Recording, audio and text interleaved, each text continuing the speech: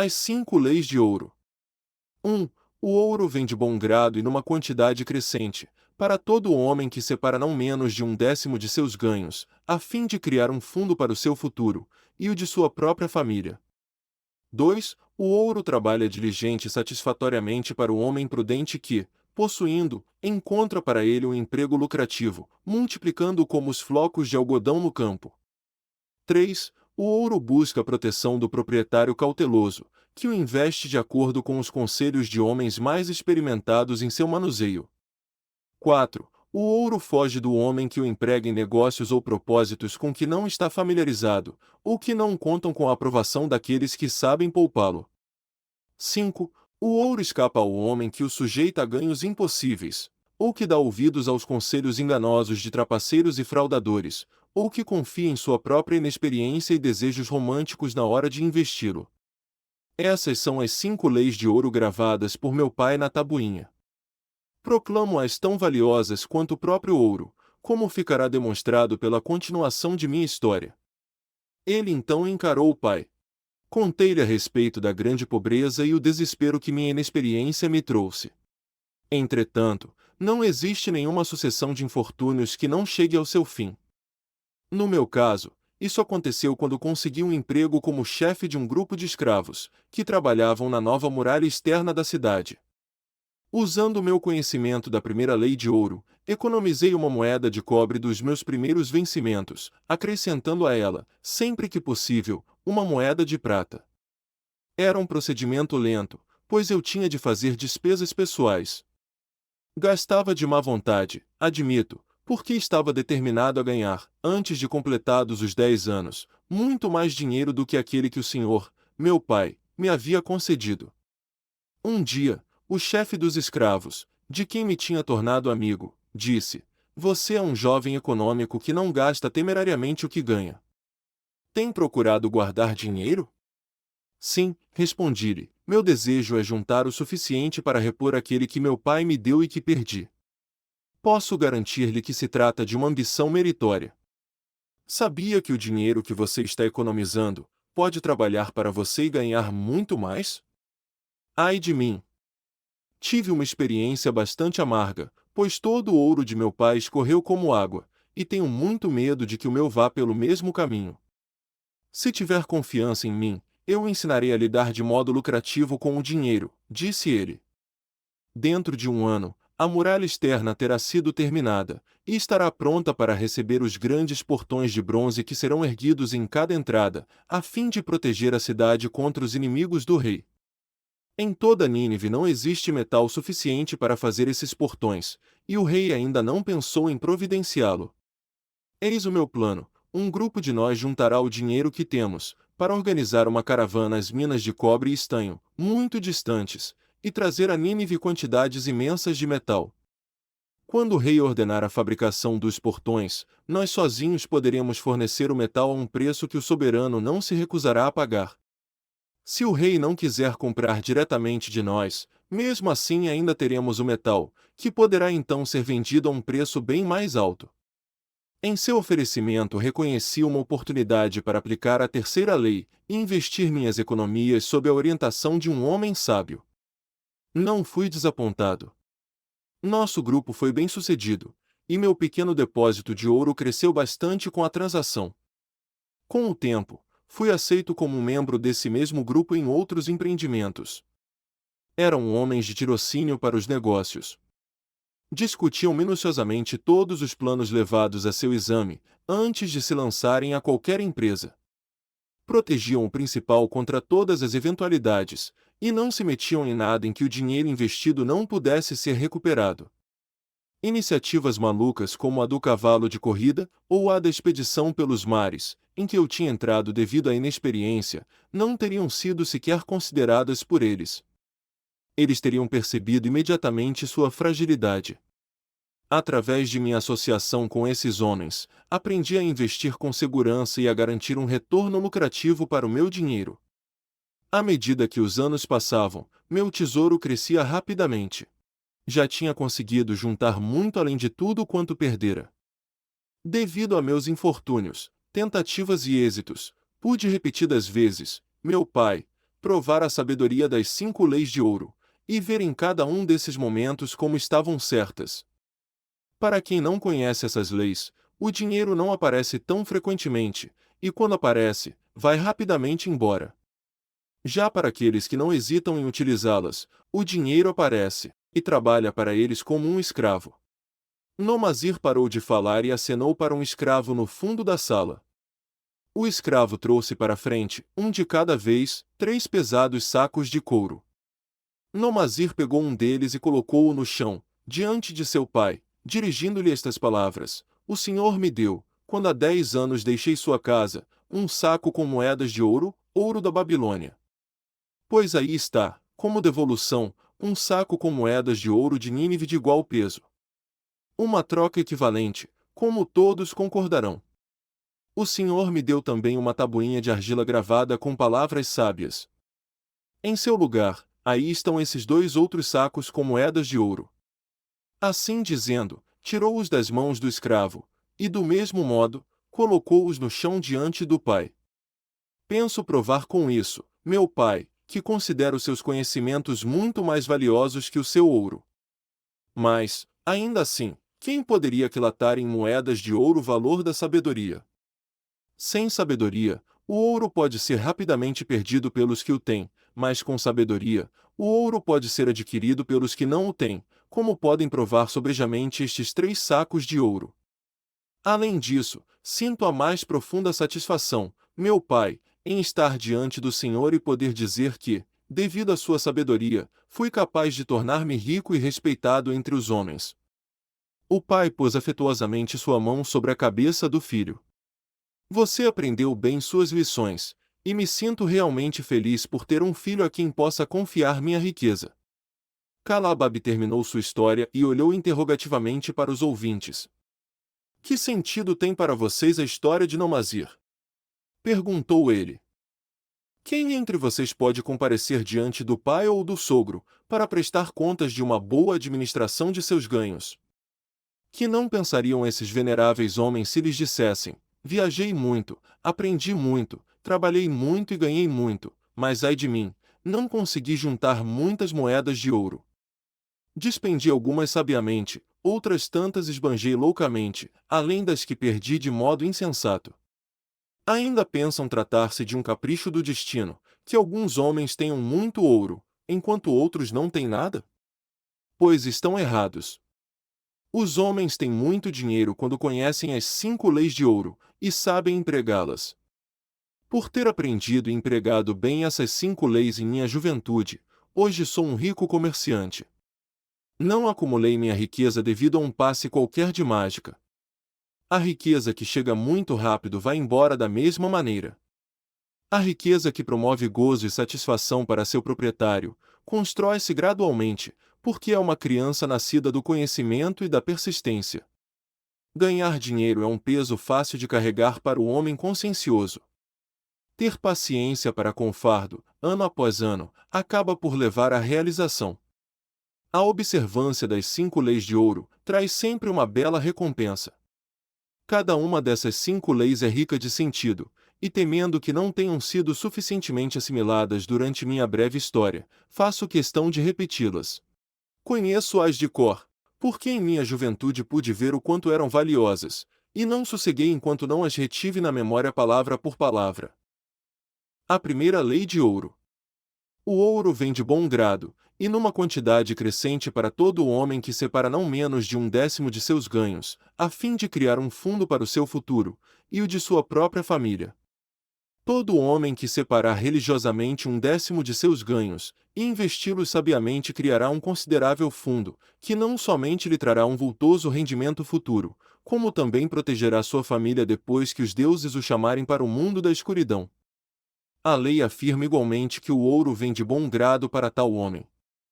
Pude certificar-me disso em minha própria vida.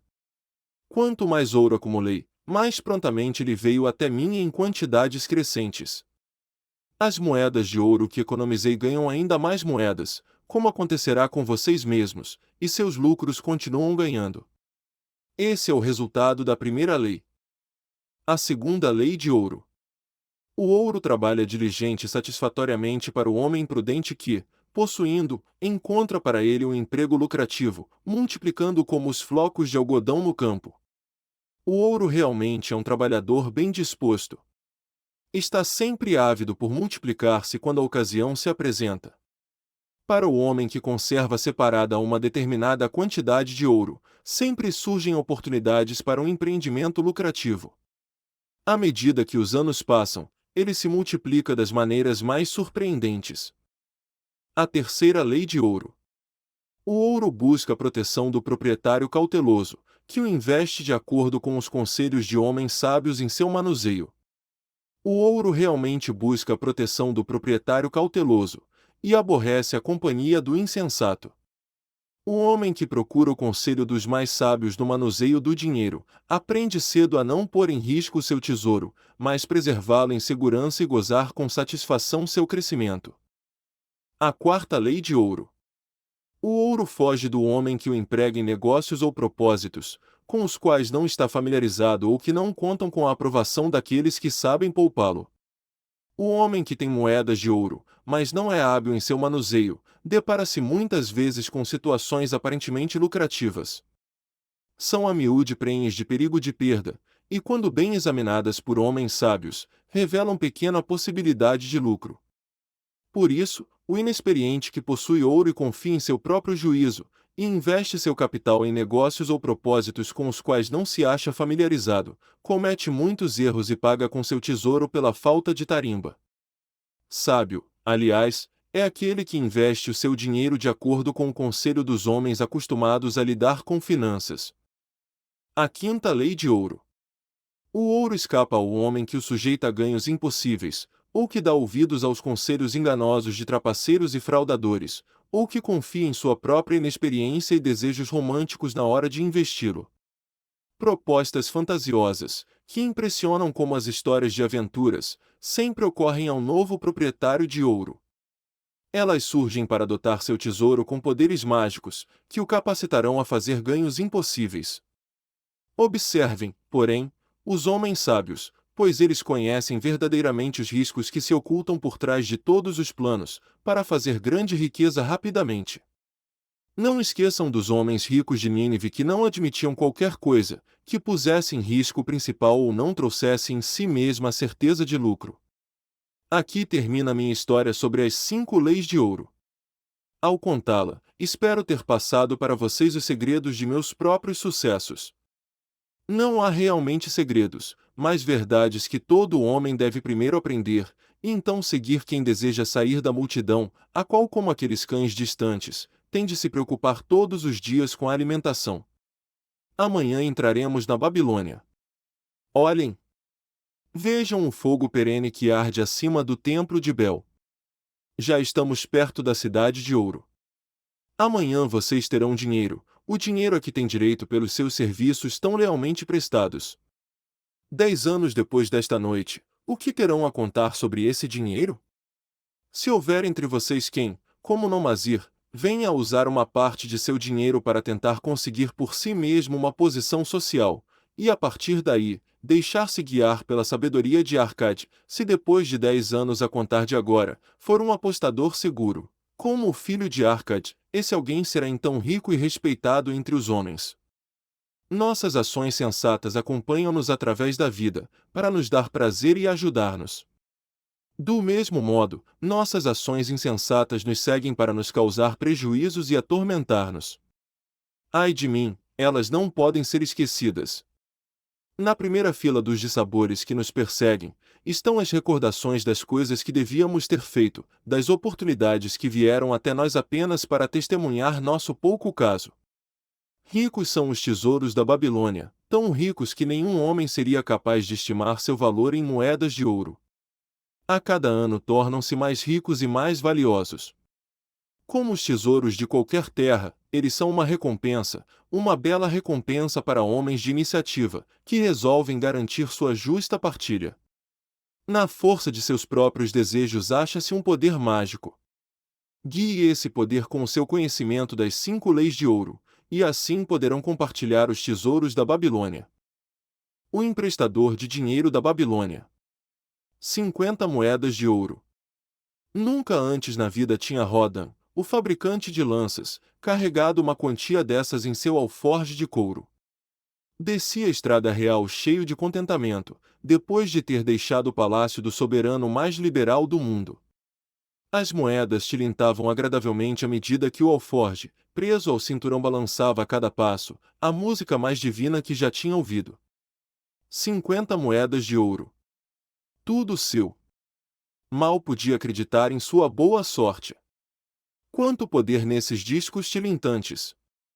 Podia comprar o que bem entendesse, uma grande casa, terras, gado, camelos, cavalos, carruagens, o que quer que desejasse. Que uso devia fazer disso? Nessa noite, enquanto entrava na rua onde ficava a casa da irmã, só conseguia pensar nessas cintilantes e pesadas moedas de ouro que lhe pertenciam. Ainda se recordava daquela noite, poucos dias antes, quando um perplexo, Roda entrou na loja de Maton, o emprestador de dinheiro, comerciante de joias e objetos raros. Sem sequer olhar à direita ou à esquerda, para os artigos multicores cuidadosamente dispostos, ele atravessou o salão, dirigindo-se imediatamente para os fundos. Ali encontrou o amável Maton refestelado sobre um tapete, enquanto um escravo negro servia-lhe finas iguarias. Venho em busca de seus conselhos, pois me encontro desorientado.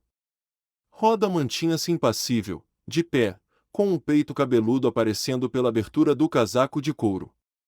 O rosto fino e descorado de Maton sorriu, esboçando uma amável saudação. Que imprudências andou cometendo para que se visse obrigado a procurar um emprestador de dinheiro? Deu azar em alguma mesa de jogo? Ou se deixou enredar nas malhas de alguma dama elegante? Conheço-o há muitos anos, e não me lembro de já ter sido procurado por você para tirá-lo de uma enrascada. Não, não se trata disso. Não estou precisando de dinheiro. Estou, ao contrário, à procura de um conselho sensato. Mas ouçam isso. O que está dizendo? Ninguém recorre ao emprestador de dinheiro para aconselhar-se. Meus ouvidos devem estar me pregando uma peça. Pois é isso mesmo. Como pode? Rodan, o fabricante de lanças, demonstra mais astúcia do que todos os outros, pois vem à presença de Maton não em busca de ouro, mas de conselho.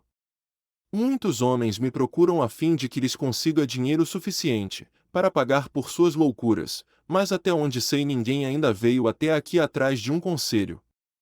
Contudo, quem realmente pode ser mais hábil nesses assuntos que o emprestador de dinheiro, a quem geralmente se pede socorro nos momentos críticos?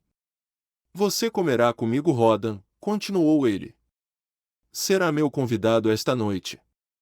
Ando, ordenou ao escravo negro, estenda um tapete para o meu amigo Rodan, o fabricante de lanças, que veio me pedir um conselho.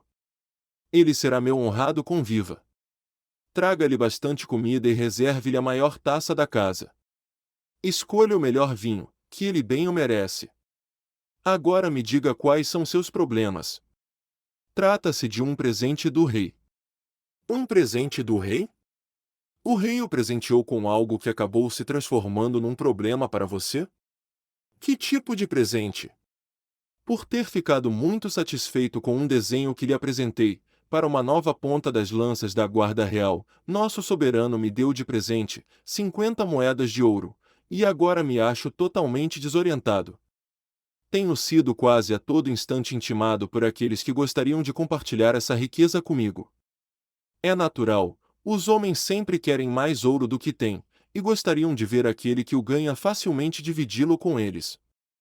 Mas você não pode dizer não? Sua vontade não é tão forte quanto seu punho? Posso dizer não a muita gente, mas às vezes seria mais fácil dizer sim. Poderia recusar-me a dividi-lo com minha irmã única, a quem sou inteiramente devotado.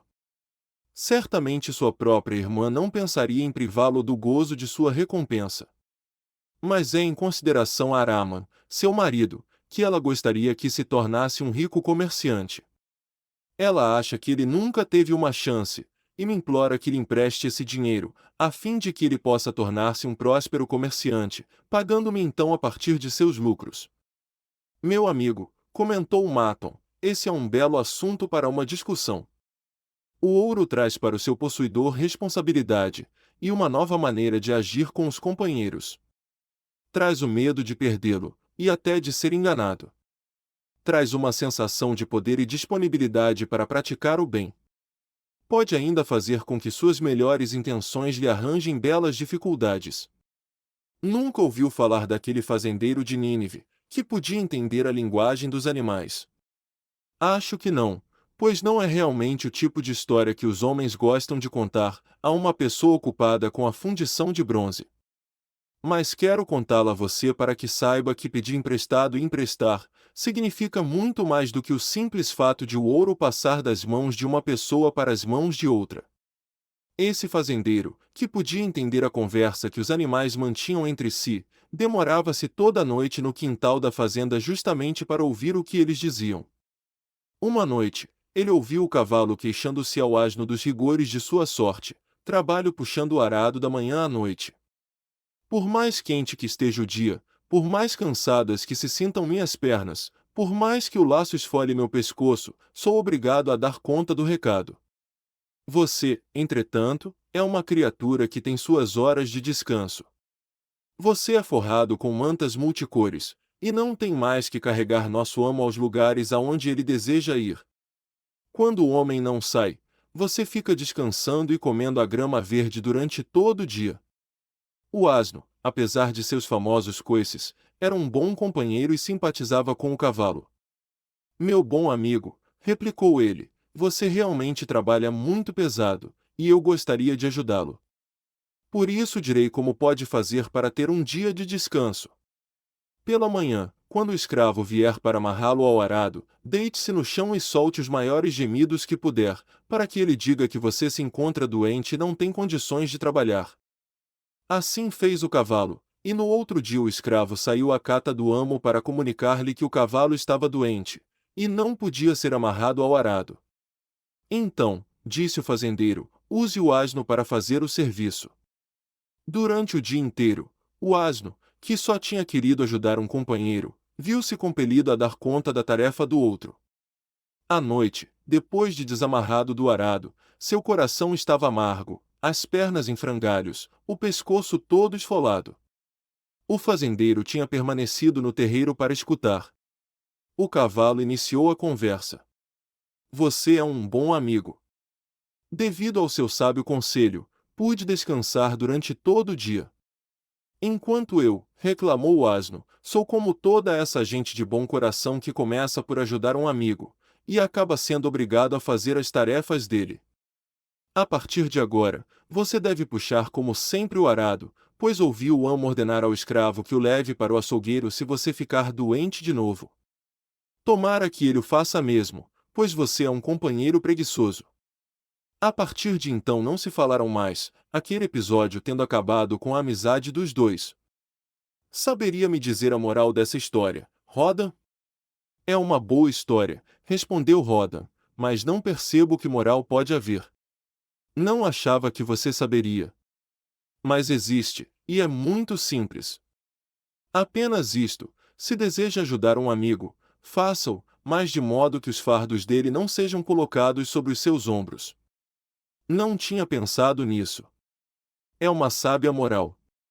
Não quero assumir os fardos do marido de minha irmã. Mas há uma coisa: você empresta a muita gente. E se os que pedem emprestado não lhe pagar? Matam sorriu com o sorriso daqueles, cuja alma está repleta de experiências da vida. Que emprestador de dinheiro teria êxito se os que pedem emprestado não pudessem pagar?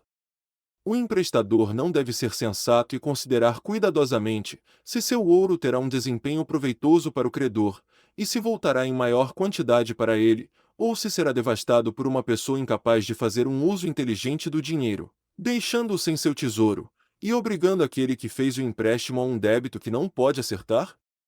Eu lhe mostrarei os objetos guardados em minha caixa de penhores, e deixarei que eles lhe contem algumas dessas histórias.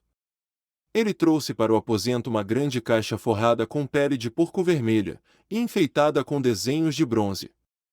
Colocou-a no chão e agachou-se diante dela, as duas mãos sobre a tampa. Exijo de cada pessoa a que empresto dinheiro, um penhor que fica guardado nesta caixa, até que a dívida seja saldada.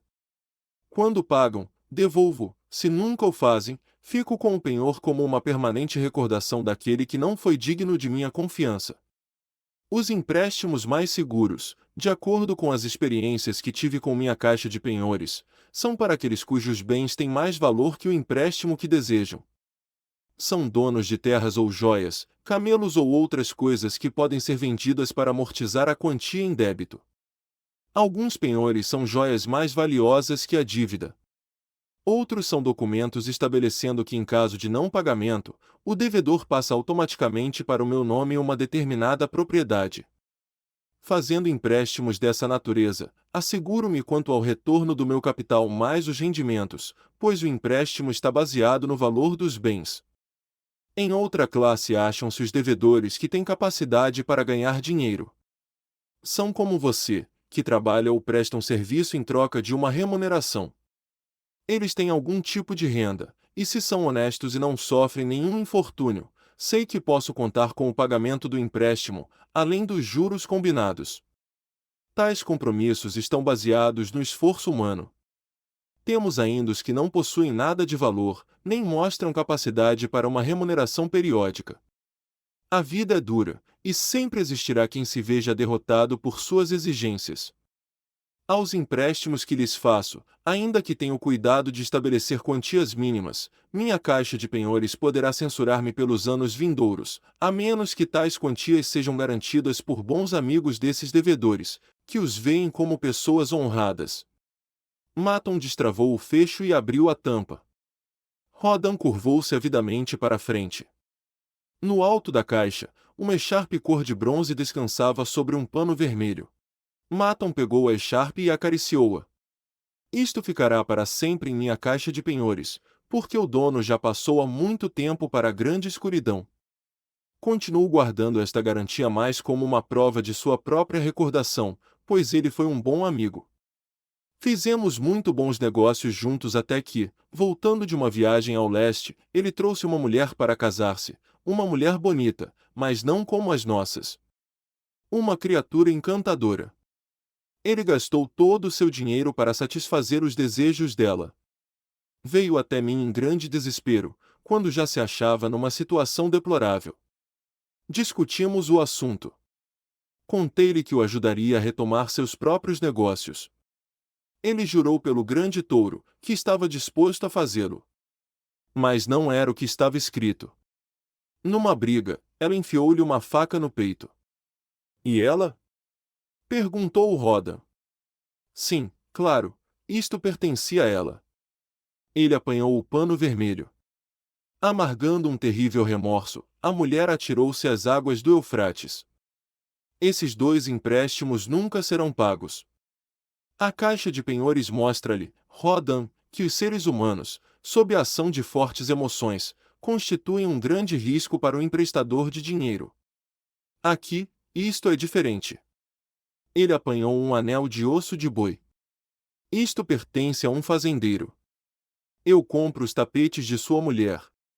Os gafanhotos arrasaram-lhes a plantação, e eles ficaram sem comida. Ajudei o fazendeiro, e quando houve a nova colheita, ele me pagou. Mais tarde ele voltou, e me falou de estranhas cabras numa distante terra, tal como as tinha descrito um viajante. Animais com pelos tão finos e macios, que deles se podiam fazer tapetes mais belos que quaisquer outros já vistos na Babilônia. Queria trazer um rebanho, mas não tinha dinheiro. Assim, emprestei-lhe dinheiro para a viagem e para comprar as cabras. Agora sua criação já começou, e no próximo ano surpreenderei os nobres da Babilônia, com os mais caros tapetes que sua grande fortuna pode comprar.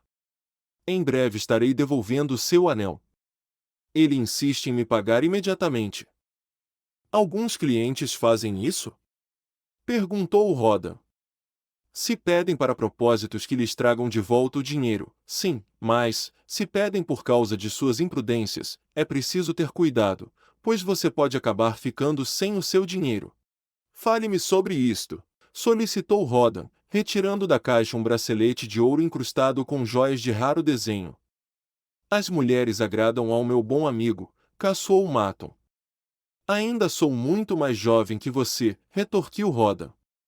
Concordo, mas desta vez você está supondo uma história de amor, onde ela não existe. A dona deste penhor é gorda, enrugada, e tagarela o tempo todo, quase me levando à loucura. Houve um tempo em que ela e o marido tinham dinheiro, e eram bons clientes, mas as coisas começaram a dar errado para o lado deles. Ela tem um filho a quem gostaria de tornar um comerciante. Assim, me procurou e pediu-me dinheiro emprestado para que o filho pudesse entrar como sócio do líder de uma caravana que viajava com seus camelos, negociando numa determinada cidade o que compravam em outra. Esse homem revelou-se um tratante, pois deixou o pobre do rapaz perdido numa cidade longínqua, sem dinheiro nem amigos, dando fora enquanto ele dormia. Talvez ele me pague quando for adulto. Até lá, não tenho rendimento algum sobre o empréstimo, só muita conversa. Mas devo admitir que as joias valem mais que a dívida. Ela pediu seu conselho quanto à sensatez do empréstimo? Muito pelo contrário. Ela mesma imaginou o filho como um rico e poderoso homem da Babilônia. Sugerir outra coisa teria deixado a mulher enfurecida. Tentei com habilidade dissuadi-la. Eu sabia dos riscos que esse jovem inexperiente estava correndo, mas como ela estava oferecendo um penhor, não pude recusar. Isto, continuou Maton, balançando um pedaço de cordão de embrulho amarrado num nó, pertence a Nebatur, o negociante de camelos. Quando ele compra um rebanho cujo valor ultrapassa suas reservas, ele me traz este nó, e eu lhe empresto de acordo com suas necessidades. É um sábio negociante. Tenho confiança em seu bom tirocínio, e posso emprestar-lhe livremente. Muitos outros comerciantes da Babilônia gozam de credibilidade junto a mim, por causa do comportamento correto que costumam ter. Seus penhores entram e saem frequentemente de minha caixa. Bons comerciantes são uma vantagem para nossa cidade, e isso permite que eu os ajude a manter os negócios, que tornam a Babilônia tão próspera. Maton apanhou um besouro feito de turquesa e atirou-o desdenhosamente ao chão. Um escaravelho do Egito. O dono dele não está preocupado com que eu receba de volta o meu dinheiro. Quando cobro, ele me responde: como posso pagar se o destino me persegue? Você já tem muito. Que posso fazer? O penhor pertence na verdade a seu pai, um homem de valor, de parcos recursos, que teve de hipotecar terras e gado, para sustentar os empreendimentos do filho. O jovem conseguiu algum sucesso no início, e logo ficou empolgado com a perspectiva de obter uma grande fortuna. Era ainda imaturo, e suas empresas foram à bancarrota. A juventude é ambiciosa. Ela gostaria de encontrar atalhos para a riqueza, e as boas coisas que esta propicia.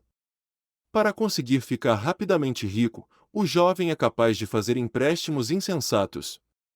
Como ainda não reuniu um bom número de experiências, não percebe que uma dívida desesperada é como poço profundo, onde se pode descer muito depressa e ali ficar, por muitos dias, lutando em vão para sair. É um poço de lamentações e remorsos, onde não chega a luz do sol e a noite não traz um sono reparador. Mas não costumo tirar a força daqueles que pedem dinheiro emprestado. Encorajo-os, na verdade. Recomendo-os sempre, desde que seja para um bom propósito. Eu mesmo fiz meu primeiro negócio bem-sucedido com dinheiro emprestado. Todavia, o que pode fazer o emprestador de dinheiro num caso como esse? O jovem se acha em desespero e não consegue fazer nada. Está desanimado. Não tenta o menor esforço para saldar seu débito. Meu coração luta contra a ideia de privar o pai de sua terra e de seu gado. Você está me contando muita coisa que eu realmente queria saber, arriscou Rodan, mas ainda não respondeu à pergunta que lhe fiz. Devo emprestar minhas 50 moedas de ouro ao marido de minha irmã? Elas representam muito para mim. Sua irmã é uma excelente mulher por quem tenho grande estima. Se o marido dela me procurasse para pedir 50 moedas de ouro, eu o interrogaria quanto ao uso que estava pretendendo dar a uma soma como essa. Se ele me respondesse que seu desejo era tornar-se um comerciante, e investir em joias e suprimentos finos, eu diria: Quais são seus conhecimentos nesse ramo de negócios? Você sabe onde comprar a preços mais baixos? Sabe onde vender a preços vantajosos? Ele pode dizer sim a todas essas perguntas? Não, não pode, admitiu Roda. Ele já me ajudou na fabricação de lanças e nas lojas. Então eu lhe diria que seus propósitos não são sensatos. Os comerciantes devem aprender o seu ofício. Por mais valiosa que fosse, sua ambição não teria chances de sucesso, e eu não lhe emprestaria dinheiro algum. Mas vamos supor que ele dissesse: sim, já ajudei muitos comerciantes. Sei como viajar a Esmirna, e ali comprar a preços baixos os tapetes e tecidos pelas donas de casa. Conheço igualmente muitos homens ricos na Babilônia, dispostos a pagar bem por eles. Eu diria: seu propósito é sensato, e sua ambição, louvável. Ficarei feliz em lhe emprestar as 50 moedas de ouro, se você me der uma garantia equivalente ao valor do débito. Digamos que ele contra-atacasse: não tenho outra garantia senão minha condição de homem honesto, e a palavra de que lhe pagarei bem pelo empréstimo. Eu seria obrigado a ponderar: tenho em alta conta cada moeda de ouro. Se os salteadores roubarem essas moedas de ouro durante sua viagem a Esmirna, ou seus tapetes quando estiver voltando, você então não terá qualquer possibilidade de reembolsar-me, e meu ouro terá ido embora. O ouro, Rodan, é a mercadoria do emprestador de dinheiro. É fácil emprestar. Se você concede um empréstimo insensato, ele tem poucas chances de voltar para o seu bolso. O emprestador prudente deseja não o risco do empreendimento, mas a garantia de que vai ser reembolsado. É uma coisa boa socorrer os que estão em apuros, ajudar aqueles a quem o destino tem reservado contrariedades pesadas, prestar assistência aos que estão começando, para que eles possam progredir e tornarem-se cidadãos de valor, mas tudo isso deve ser propiciado com sensatez. Você com certeza ainda se recorda do asno da história. Em nosso desejo de ser úteis, podemos correr o risco de carregar os fardos que pertencem a outrem. Novamente me desviei de sua pergunta, Roda, mas ouça minha resposta: guarde consigo suas 50 moedas de ouro.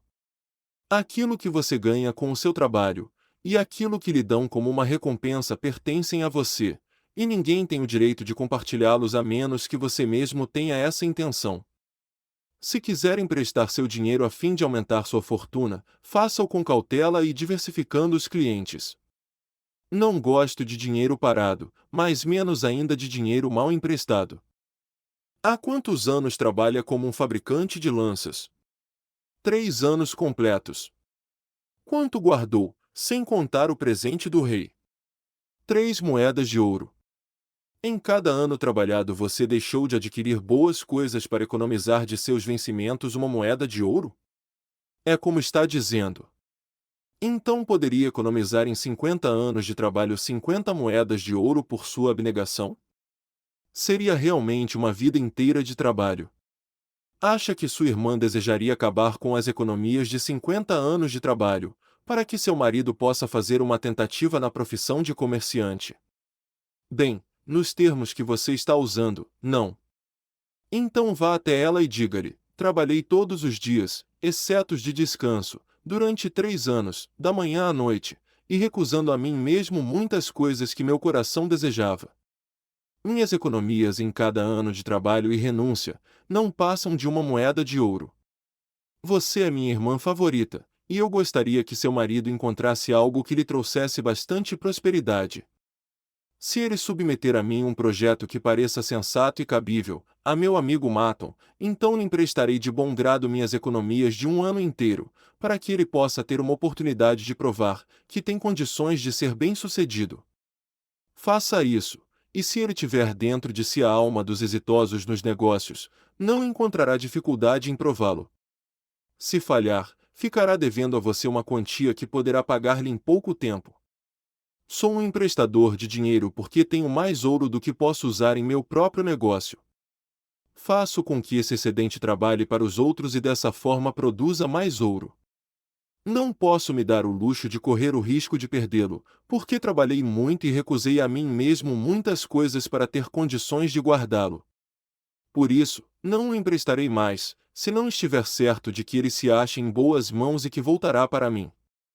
Tampouco o emprestarei, se não estiver convencido de que seus ganhos podem ser imediatamente pagos. Contei-lhe, Rodan, alguns dos segredos da minha caixa de penhores. Por eles, você pode perceber as fraquezas dos homens e a ânsia que experimentam em pedir emprestado, ainda que não estejam suficientemente certos de que terão como saldar a dívida. Por aí você pode ver quão frequentemente suas altas esperanças de obter grandes lucros, se apenas tivessem dinheiro, não passam de esperanças falsas, que eles não têm capacidade nem treinamento para atender. Agora, Rodan, você tem condições de usar sua recompensa para ganhar mais ouro. Pode até tornar-se, se quiser, um emprestador de dinheiro.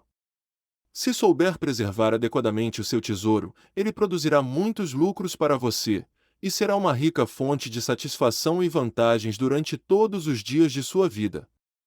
Mas, se deixar escapá-lo, ele será uma fonte constante de remorsos e lamentações. O que deseja mais para esse ouro que você traz no alforje? Guardá-lo com segurança. Bem falado, replicou Maton, aprovando. Primeiro deseja guardá-lo com segurança. Acha que sob a custódia do marido de sua irmã, ele estaria realmente a salvo de uma possível perda? Temo que não, pois ele não é um bom guardador de dinheiro.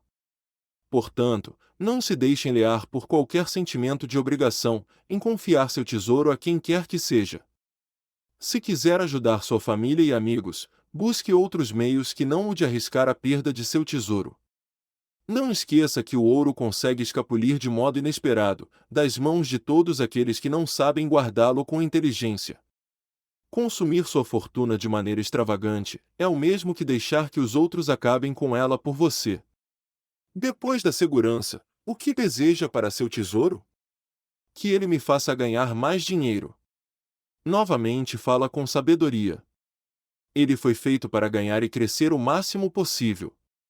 O dinheiro emprestado, sensatamente, pode dobrar seus lucros antes que um homem como você chegue à velhice. Se arriscar a perdê-lo, arrisca-se igualmente a deixar de ganhar tudo o que ele pode render. Por isso, não se torne presa dos planos fantásticos de homens sem prática, que sempre acreditam encontrar meios de fazer o dinheiro alcançar lucros extraordinariamente altos. Tais planos são criações de visionários, que nada sabem a respeito das infalíveis leis do negócio.